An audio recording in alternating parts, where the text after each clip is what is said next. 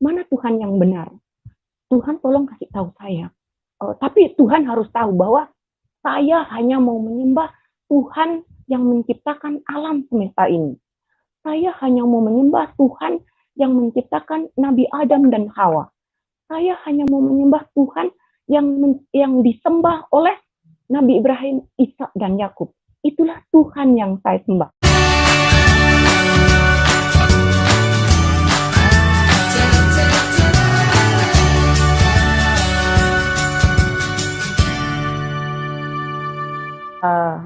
Saya Maya, saya dari keluarga Muslim, orang tua saya Muslim, keluarga besar saya Muslim, semua tetangga saya Islam. Saya itu SD-nya di Madrasah Ibtidaiyah di daerah Banyuwangi, di daerah Kedung Gebang, dan SMP itu saya di MTSN, MTSN 2 Banyuwangi.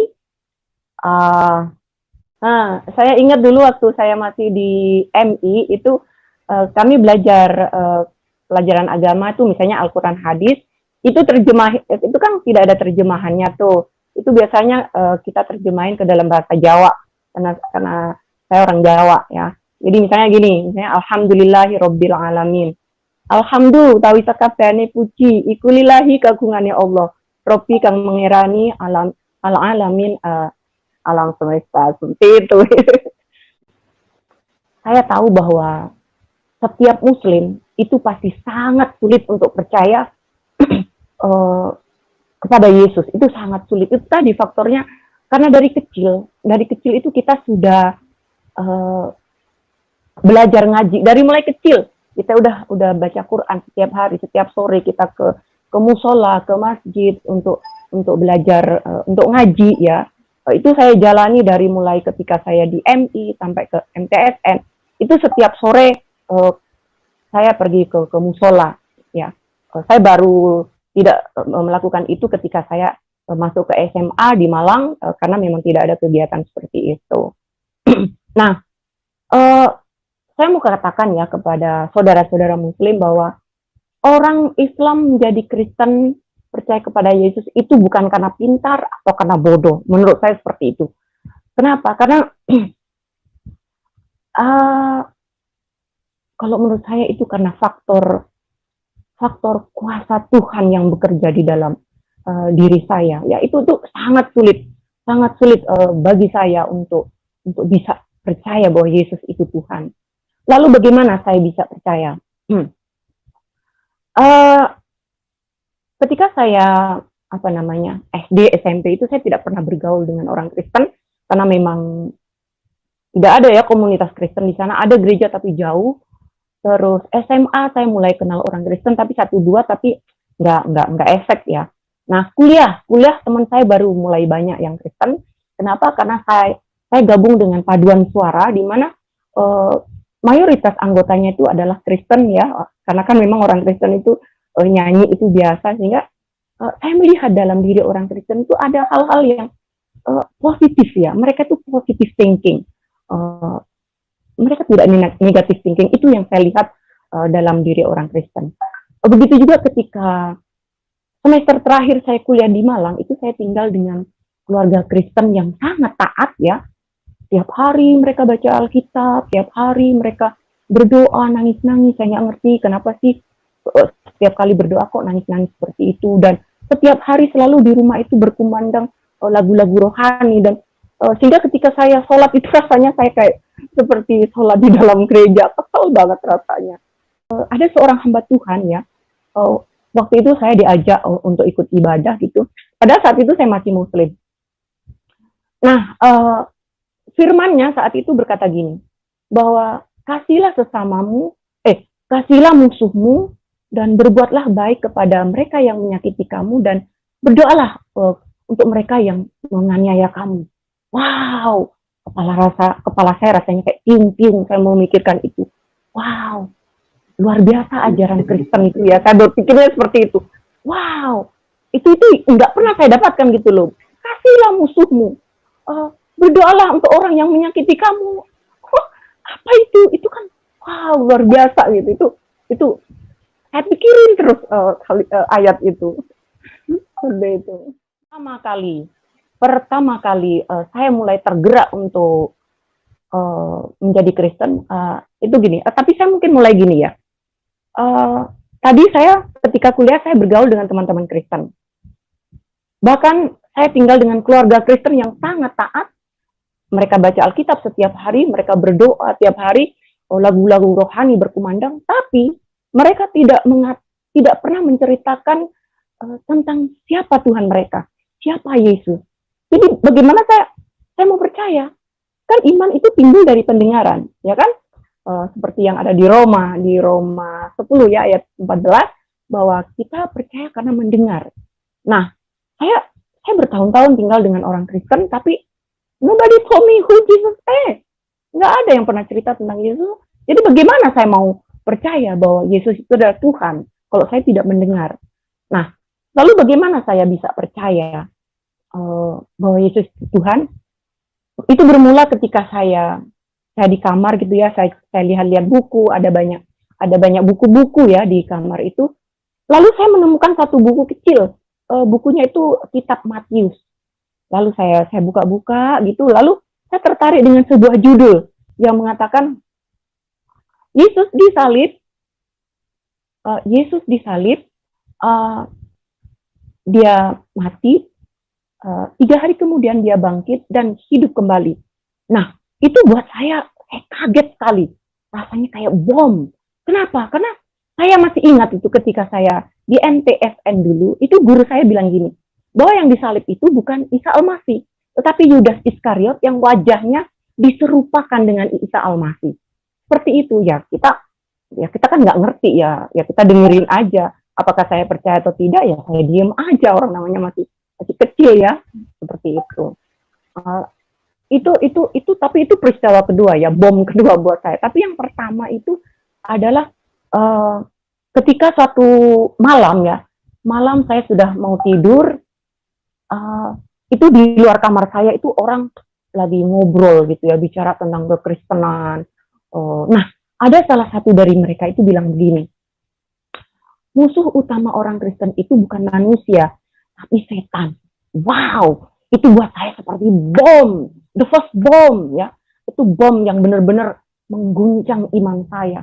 Kenapa? Karena kita pasti tahu ya, kalau yang rumahnya dekat-dekat musola atau dekat masjid, itu ustadz-ustadz di masjid-masjid atau musola itu mengatakan bahwa musuh utama orang Islam itu adalah setan. Nah, kok orang Kristen ngomong seperti ini? Musuh utama orang Kristen itu bukan manusia tapi setan. Ini ada dua hal yang sama, Kristen dan Islam. Tidak mungkin dua-duanya benar. Salah satu benar dan salah satu pasti salah. Itu yang saya pikirkan. Saya itu benar-benar membingungkan saya. Saya kepengen nanya sama orang-orang di luar itu, tapi saya malu. Saya gengsi ya, saya nggak berani. Saya pikirin itu malam itu saya nggak bisa tidur. Lalu karena kan saya udah di tempat tidur tuh, lalu saya turun, saya di lantai, saya duduk, saya berdoa. Doa saya begini, Tuhan, saya bingung Tuhan. Saya bingung, ini ada orang Kristen kok mengatakan bahwa musuh utama orang Kristen itu adalah setan. Sementara Islam juga meyakini hal yang sama. Mana Tuhan yang benar? Tuhan tolong kasih tahu saya. Tapi Tuhan harus tahu bahwa saya hanya mau menyembah Tuhan yang menciptakan alam semesta ini. Saya hanya mau menyembah Tuhan yang menciptakan Nabi Adam dan Hawa. Saya hanya mau menyembah Tuhan yang disembah oleh Nabi Ibrahim, Ishak dan Yakub.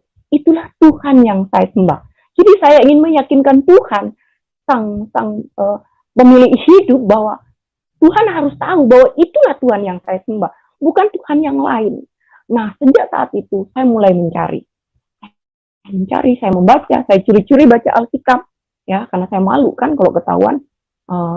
Saya baca Alkitab. Tapi yang aneh, setiap buku buku Kristen yang saya baca, selalu saya melihat dia disembuhkan, orang punya masalah, ada jalan keluar. Selalu buku-buku yang lain juga seperti itu, buku-buku Kristen itu selalu ada mukjizat, orang sakit disembuhkan. Seperti itu, saya mulai berpikir, kok begitu ya, beda banget. Karena selama saya menjadi orang Islam, saya tidak pernah melihat yang namanya mukjizat, tidak pernah ada bicara tentang mukjizat gitu ya. Saya terus membaca, saya membaca Alkitab. Lalu peristiwa yang kedua itu tadi saya menemukan kitab Matius, buku kecil yang mengatakan bahwa Yesus itu disalib. Itu buat saya itu apa ya, mengagetkan sekali. Ini kitabnya orang Kristen mengatakan Yesus disalib, tetapi di Islam mengatakan Isa Al-Masih, Yesus itu tidak disalib. Mana yang benar? Tapi saat itu saya berpikir bahwa nggak tahu ya kenapa saat itu saya lebih percaya kepada kitab, kepada pemegang kitab, yaitu kitabnya orang Kristen. Saya lebih percaya kepada kitabnya orang Kristen karena kan yang lebih tahu rahasia kita itu kan kita sendiri. Yang lebih tahu tentang anak saya itu kan saya, bukan tetangga gitu ya. Karena itu saat itu saya lebih percaya kepada kitabnya orang Kristen seperti itu. Nah, terus suatu hari ada ipar saya memberikan saya buku Selamat Pagi Roh Kudus. Itu karya Benny Hinn ya. Itu bicara tentang apa namanya, Benny Hinn dari mulai masih di dalam kandungan sampai dia mulai sekolah. Apa ya, sekolah masih SD kayaknya ya, yang dia sudah banyak ikut apa namanya, doa sama teman-temannya, lalu dia bicara tentang mukjizat-mukjizat Kathryn Kuhlman yang ada di Amerika itu. Wow, saya sangat apa ya, saya membaca buku Good Morning Holy Spirit itu rasanya kayak seolah-olah saya ada di dalam di tengah-tengah orang ibadah itu, karena wow, itu berbagai macam mukjizat terjadi di situ. Itu luar biasa. Luar biasa. Itu orang, aduh, susah mengatakannya, itu dahsyat, dahsyat.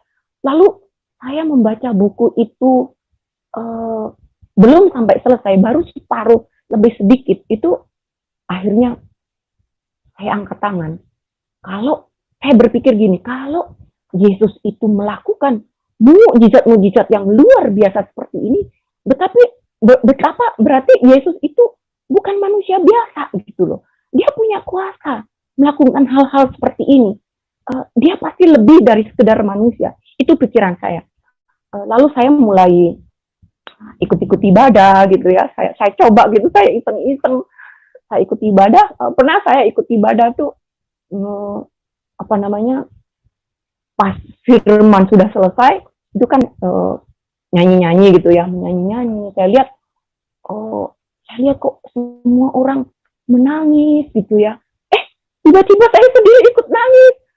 Terus karena saya malu, maka saya tutup muka saya ini dengan buku nyanyian itu kan, kita semua waktu itu memegang buku lagu gitu ya. Jadi saya tutup muka saya begini karena saya malu. Ini air mata ini nggak bisa ditutup, nggak bisa saya bendung. Nggak tahu kenapa saya ikut menangis dan seluruh tubuh saya ini bergetar, bergetar sampai saya mau jatuh. Karena saya takut jatuh, maka saya menyandar di dinding seperti itu. Dan saya lihat pendetanya ini berjalan keliling doain, satu persatu didoain.